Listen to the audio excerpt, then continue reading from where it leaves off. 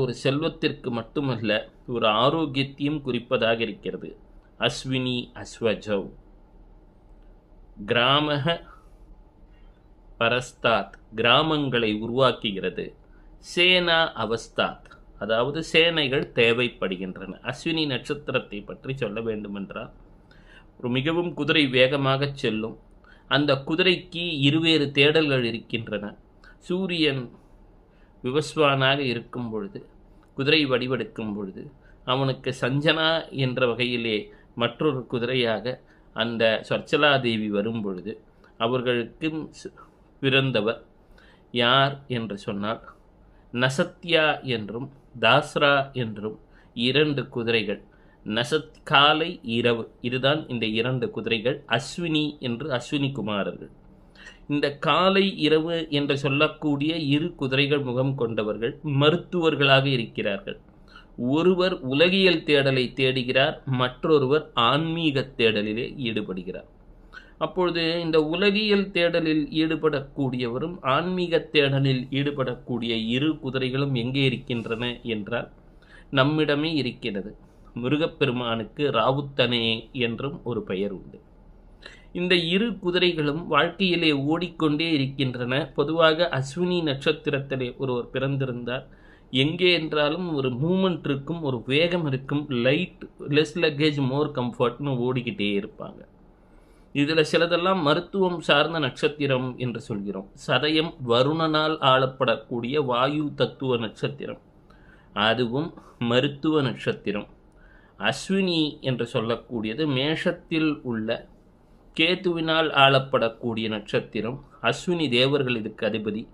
இதுவும் மருத்துவம் சார்ந்த நட்சத்திரம். அங்கே கும்பத்தில் இருக்கிற நமது சதயமும், அது ராகு, அதுவும் மருத்துவம் சார்ந்த நட்சத்திரம். 100 ஹீலர்ஸ் அப்படின்னு எல்லாம் பேர். இந்த நட்சத்திரத்தின் தன்மையை உணர்ந்து கொண்டால் அஸ்வினி நட்சத்திரம் ஒரு கிராமத்தை உருவாக்கி விடுகிறது. பிறகு அந்த கிராமத்தை கட்டி காப்பாற்றுவதற்கு அதற்கு ஒரு சேனை தேவைப்படுகிறது. இந்த பாடலின் பொருள் என்ன? ஒரு பொருளை உருவாக்குவதிலே அஸ்வினி நட்சத்திரக்காரர்கள் வல்லவர்கள். பிறகு அந்த பொருளை தக்க வைத்துக் கொள்வதற்காக ஒரு சேனையை உருவாக்க வேண்டிய முயற்சியிலும் ஈடுபட்டு போராட்டமாகவே வாழ்க்கை சென்று கொண்டிருக்கும் என்று இதன் பொருளாக கொள்ளலாம். இதிலே அஸ்வினி நட்சத்திரம் என்பது 4 பாதங்கள் இருக்கின்றன. இந்த 4 பாதங்களின் நவாம்சம் என்று சொன்னால், இந்த நவாம்சம் என்று சொல்லக்கூடியது மேஷக்கட்டத்தில் ஆரம்பித்து கடகம் வரை சொல்லும். இன்னும் நவாம்சத்துக்கெல்லாம் வரல, மேலோட்டமாக இப்போ கதை தானே சொல்கிறோம். அப்படியே இம்மர்சிவ் லேர்னிங் அப்படின்னு. நீங்கள் இப்போது உதாரணமாக சொல்கிறேன், அஸ்வினி என்பது 13.20 அப்படின்னு வரும். 13 பாகை 20 கலை 13.20 டிகிரிஸ் அப்படின்னு வரும். ஒரு ராசி கட்டம் 30 டிகிரி. இதை ஒவ்வொன்றும் 13.20 என்று 3ஆக பிரித்திருப்பார்கள். அப்போ அப்படி பிரிச்சுட்டான்னா என்ன ஆகும் அப்படின்னா, 13 + 13 அந்த வருது இல்லையா, வந்ததுக்கு போக ஒரு ஃப்ராக்ஷன் இருக்கும் 26.4. அது அடுத்த நட்சத்திரத்துக்கு அலாட் பண்ணி 30ன்னு வந்துடும். இந்த 13.20 4ஆல் வகுத்திருப்பார்கள். அப்போ 4ஆல் வகுத்தால் அப்ராக்சிமேட்டாக ஒரு 3 சம்திங் வரும், 3.6ன்னு வரும். இது என்ன ஆகும் அப்படின்னா, இந்த 13.20 என்று சொல்லக்கூடிய இந்த அஸ்வினி நட்சத்திரத்தை 4 பாதங்களாக பிரிப்பார்கள். தர்மம், அர்த்தம், காமம், மோட்சம். ஒவ்வொரு நட்சத்திரத்துக்கும் 4 பாதங்கள் உண்டு. அப்பொழுது முதல் பாதத்திலே பிறந்து விட்டால் நவாம்சம்னு கீழே ஒரு கட்டம் இருக்கும். ராசி கட்டம் அப்படின்னு ஒன்று, நவாம்ச கட்டம் அப்படின்னு ஒரு கட்டம் இருக்கும். அதிலும் அந்த கேதுவை அங்கேயே எழுதி கொள்ள வேண்டும், நவாம்சத்தையும். பிறகு பொறுமையாக வகுப்பிலே சொல்லலாம். எனினும் ராசி கட்டத்திலும் நவாம்ச கட்டத்திலும் ஒரு கிரகம் ஒரே வீட்டில் இருந்தால் அதற்கு பெயர் வர்க்கோத்தமம் என்று பெயர். அப்போ அஸ்வினி நட்சத்திரத்து முதல் பாதத்தில் ஒரு கிரகம் அமர்ந்து விட்டால் அது சற்று வலிமையுள்ளதாகத்தான் இருக்கும். சூரியன் உச்சம் பெறக்கூடிய இடம். இந்த அஸ்வினி நட்சத்திரத்திற்குரியது 2 குதிரைகள்.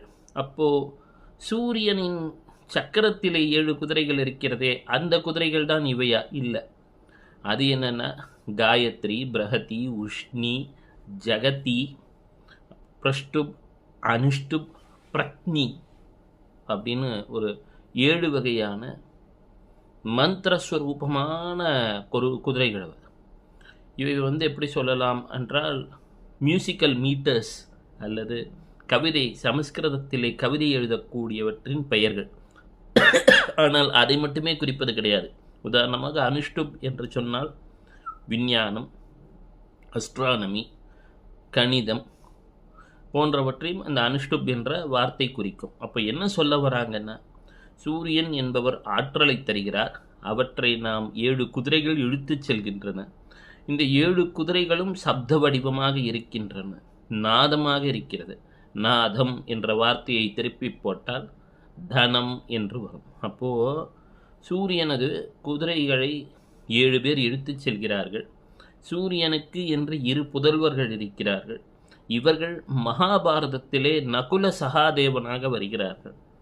ஜோதிடத்திலே இன்று பல்வேறு கிரந்தங்கள் நம்மிடம் இருக்கக்கூடிய காரணம் இந்த சகாதேவன் என்பவர்தான்.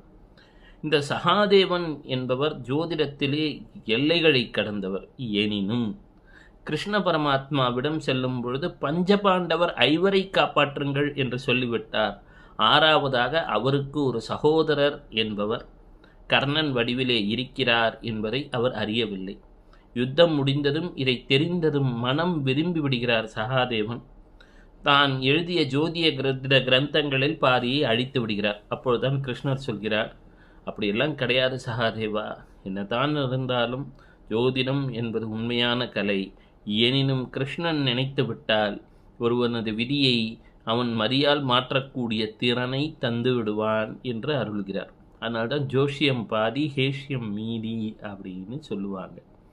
அப்பொழுது இந்த வகுப்பிலே நாம் தெரிந்து கொண்டது, காலபுருஷ தத்துவத்திலே முதல் நட்சத்திரம் என்பது அஸ்வினி.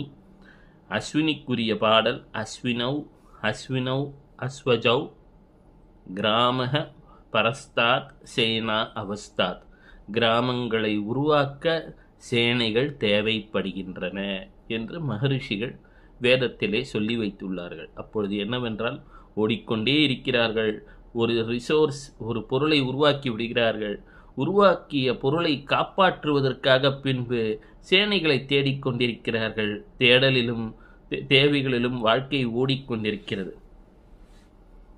இவர்களை மற்றொரு இடத்திலும் குறிப்பிடுவார்கள். சயவன மகரிஷி என்ற ஒரு மகரிஷிக்கு அஸ்வினி குமாரர்கள் இளமையை பற்றிய, ஒரு மனிதனுக்கு நாம் இப்பொழுது சொல்கிறோம் இல்லையா, ஆன்டி ஏஜிங் கான்செப்ட் அப்படின்னு, அதை பற்றி அவர்கள் அந்த முனிகுமாரனுக்கு உதவி, அந்த முனிகுமாரன் தன் முதுமையிலிருந்து விடுபட்டதாகெல்லாம் ஒரு வரலாறு உண்டு. எனவே இன்று அஸ்வினி நட்சத்திரம் ஒரு குருவின் நாளிலே சென்று கொண்டிருக்கிறது. அப்பொழுது அஸ்வினி குமாரர்களே, எங்களுக்கு உதவுங்கள், எங்களுக்கு நல்வழி காட்டுங்கள் என்ற அனைவரும் வேண்டினால் கட்டாயம் இந்த அஸ்வினி குமாரர்கள் உதவுவார்கள். இதிலே சதயத்திலே வருணன் ஆழ்கிறார், கேட்டையிலே இந்திரன் ஆழ்கிறார். அப்போ ஒரு முறை நாரதர் கிருஷ்ணரிடம் சென்று கேட்டாராம், இதில் யார் வலிமையானவர் அப்படின்னு இந்திரன் கிட்ட கேட்டபோது சொன்னார் இந்திரன், ஒரு காலத்திலே வருணன் தான் அனைத்தையும் ஆட்சி செய்து கொண்டிருந்தான். வருணன் ஆட்சி செய்து கொண்டிருக்கும் பொழுது ஒரு நாகம், ஒரு டிராகன் வச்சுக்கோங்களேன், வேதத்தில் டிராகனை பற்றி நம்ம முதல் குறிப்பாக கூட இருக்கலாம். அந்த டிராகன் நீர்நிலைக்குள் புகுந்தது. அப்பொழுது இந்த பெரும் சுமையை ஏற்று இதை எவ்வாறு மீட்பது என்று கேட்கும் பொழுது வருணன் என்னுடன் போய் உதவியை கேட்டை நட்சத்திரத்தில் அமர்ந்திருந்த இந்திரனிடம் உதவி கேட்கிறான். அவன் அபபரணி என்று சொல்லக்கூடிய நட்சத்திரத்தில் இருக்கக்கூடிய யமனிடம் கை காட்டுகிறான். பிறகு அந்த டிராகன் என்று சொல்லக்கூடியது அஜாகபாதன் என்று சொல்லி, அதுதான் நமக்கு கும்பத்தில் பூரட்டாதியிலே தவம் செய்து கொண்டிருக்கிறது. 11ஆம் இடம் கும்பம் என்பது ஆசைக்குரிய வீடு. அந்த கும்பம் என்பது ராகுவின், சனி மற்றும் ராகு. சனி என்று சொன்னால் ஒரு பயம், ராகு என்று சொன்னால் ஒரு ஆசை, இரண்டும் கலந்தது 11ஆம் இடம் காலபுருஷ தத்துவத்திலே ப்ராஃபிட். 9ஆம் இடம் என்பது குரு. குரு தரும் உபதேசத்தை ஒன்றை கேட்பது 3ஆம் இடம்.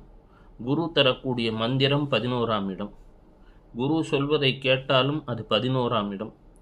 அது 11ஆம் இடம். 10 என்ற இடத்திலே இருக்கக்கூடிய கிரகம் நல்லதையே சொல்லும். நல்லதையே செய்யும் ஆகாச தத்துவம். அதுபோல் 11 இருக்கக்கூடிய ஒரு கிரகமும் நல்லதே தரும் என்பார்கள். கடன் வம்பு வழக்கு என்பது 6ஆம் இடம். 6ஆம் இடத்திலிருந்து 6ஆம் இடம் என்பது நமது குருவின் உபதேசம். இப்போ நம்ம சொல்ல வர்றது என்ன? இந்த அஸ்வினி நட்சத்திரம் என்று சொல்லக்கூடியது நமக்கு பெரும் மாறுதல்களை தரும், வாழ்க்கையிலே முன்னேற்றத்தை தரும் என்றெல்லாம் இப்பொழுது சொல்லிக் கொண்டிருந்தேன். குருவின் உபதேசமும் அவ்வாறு. இந்த 11ஆம் இடம் காலபுருஷ தத்துவத்தில் இருக்கக்கூடிய கும்பம் என்பது பானை. அந்த பானைக்குள் போட்டுக்கொண்டே இருக்கிறோம். பானை கீழே ஓட்டை என்பது தெரிவதில்லை. அது மீனத்திலே சென்று அந்த கடலிலே முக்தி மோட்சம் என்று கரைந்து விடுகிறது. அப்போது இந்திரன் சொன்னான், மீண்டும் என்னிடமும் அந்த ஆற்றல் வந்தது. நான் தேவர் உலகத்துக்கு அரசனாக விட்டிருக்க வேண்டும் என்று வருணனிடம் கேட்டேன். வருணன் அவ்வாறே ஆகட்டும் என்றான். அந்த பதவி வந்ததும் தான் எனக்கு தெரிந்தது, அதை தக்க வைத்துக் கொள்வது என்பது மிக மிகச் சிரமம். அதற்கு குருவின் அருள் தேவைப்பட்டது. குரு அரசமரம் எனும் சொல்லக்கூடிய பூச நட்சத்திரம், பசுவின் மடியும் அதற்கு ஒப்பாக சொல்லுவார்கள், அங்கே அருகிலே அமர்ந்திருந்தார். அங்கே அமர்ந்திருக்கக்கூடிய அந்த ஜன்ம நட்சத்திரம் பூசம் என்பது குருவினுடைய ஜன்ம நட்சத்திரம், சனீஸ்வரனின் ஆதிபத்தியத்துக்குட்பட்ட நட்சத்திரம். அவரை சென்று வேண்டி வணங்கினேன்.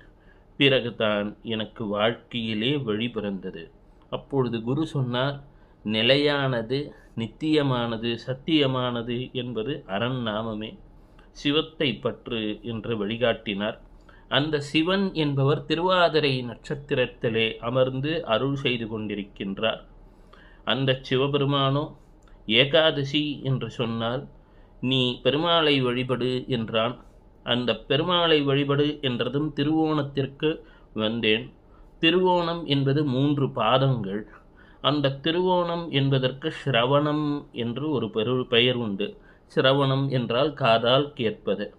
அப்பொழுது பெருமாளிட கதைகளை கேட்கத் துவங்கினேன். என் பதவி நிலைக்கத் துவங்கியது. காத்திருந்தால் இலக்கிருந்தால் இலக்குமி வருவாள். காத்திருப்பதால் தான் அந்த கிருஷ்ணன் பரந்தாமனுக்கு அந்த ஆற்றல் வந்தது என்பதை உணர்ந்து கொண்டேன் என்று சொன்னார். இப்பொழுது நான் பேசிக்கொண்டிருக்கும் பொழுதே ஒவ்வொரு நட்சத்திரத்திற்கும் உரிய ஒரு தொடர்பையும் அதற்கு ஆளக்கூடிய தேவர்களை பற்றியும் ஒரு குறிப்பை சொன்னேன். இதை கேட்க துவங்கினாலே யார் ஒருவர் நட்சத்திரத்தை பற்றி கேட்க துவங்குகிறார்களோ, பேசத் துவங்குகிறார்களோ, அவர்களுக்கு ஆயுள், ஆரோக்கியம், ஐஸ்வர்யம் அனைத்தும் அதிகரிக்கும் என்று ஆயுர் தேவியை சதா வணங்கும் சுவாலினன் மகரிஷி என்பவர் சொல்லுவார். இந்த சுவாலினன் மகரிஷி என்பவர்தான் சுவாதி நட்சத்திரத்திலே எருமை மாடாக அமர்ந்து அருள் செய்து கொண்டிருக்கிறார். அதற்கு நேர் எதிரிலே அபபரணி நட்சத்திரத்திலே அங்கே யமதர்மராஜன் மக்களை நல்வழிப்படுத்தி கொண்டிருக்கிறார். சிவ சிவ. அனைவருக்கும் ஸ்ரீ சுகபிரம்ம